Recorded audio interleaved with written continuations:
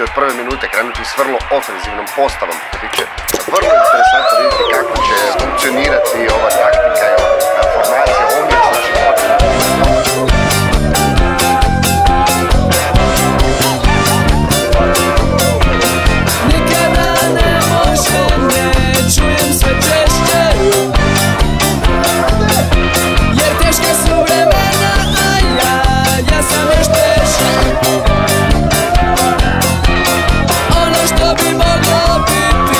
što je biti moglo,